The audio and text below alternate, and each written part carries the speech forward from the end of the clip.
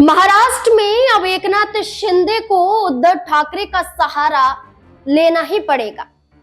उद्धव ठाकरे से मदद की गुहार अब एकनाथ शिंदे को लगानी ही पड़ेगी। अब उद्धव ठाकरे ही हैं जो एकनाथ शिंदे की नैया को पार लगा सकते हैं। दरअसल एकनाथ शिंदे को लेकर इतने सवाल क्यों खड़े हो रहे हैं? इसकी सबसे बड़ी वजह महाराष्ट्र में एक शीत युद्ध माना जा रहा है। ये शीत युद्ध किसी अन्य दल या किन्हीं अन्य पार्टियों से नहीं है, बल्कि ये युद्ध तो अपने ही गठबंधन में छिड़ा हुआ है। ये युद्ध महायुति गठबंधन में छिड़ा हुआ है, जिसके तहत माना जा रहा है कि एकनाथ शिंदे को अब या तो अपनी पार्टी का विलय भारतीय जनता पार्टी में करवाना पड़ेगा या फिर भारतीय जनता पार्टी का साथ छोड़ना पड़ेगा।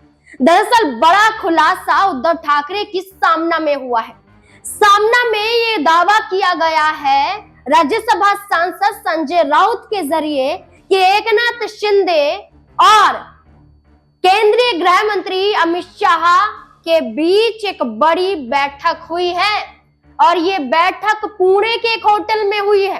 एकनाथ शिंदे ने आनन फानन केंद्रीय गृह मंत्री अमित शाह से बातचीत की कि मुझे आपसे मुलाकात करनी है, आपसे चर्चा करनी है। अब एकनाथ शिंदे और अमित शाह बंद कमरे में, एक होटल के बंद कमरे में लगभग 2 घंटे से ज्यादा के करीब बातचीत करते हुए नजर आए।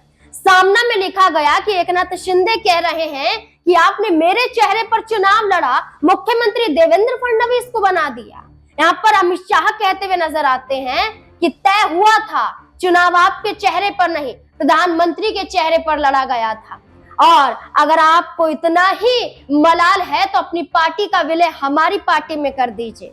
सीएम पद तो आपको मिलने वाला नहीं है, क्योंकि हमने ज्यादा सीटें जीती और यही तय हुआ था। एकनाथ शिंदे यही नाराज हो जाते हैं इतना भर कहने पर कि विलय कर लीजिए भारतीय जनता पार्टी में। अब माना जा रहा है कि बंद कमरे में छिड़ी बहस के बाद एकनाथ शिंदे अब देवेंद्र फडणवीस की सीएम कुर्सी को छीनने के लिए अजीत पवार को साधेंगे, शरद पवार को साधेंगे और उद्धव ठाकरे से हाथ मिला सकते हैं। यानी कि एक मराठा का अपमान भारतीय जनता पार्टी ने किया है और संजय राउत ने कहा कि मराठाओं का अपमान बर्दाश्त नहीं किया जाएगा और एकनाथ शिंदे का इस्तेमाल भारतीय जनता पार्टी ने किया है। अब देखना होगा कि इस पूरे मुद्दे पर एकनाथ शिंदे वाकई क्या कोई बड़ा कदम उठाते हुए नजर आ सकते हैं या फिर नहीं। आपको क्या लगता है इस पूरे मुद्दे को लेकर? अपनी राय कमेंट सेक्शन में जरूर दें। देखते रहे SPN9 न्यूज। धन्यवाद।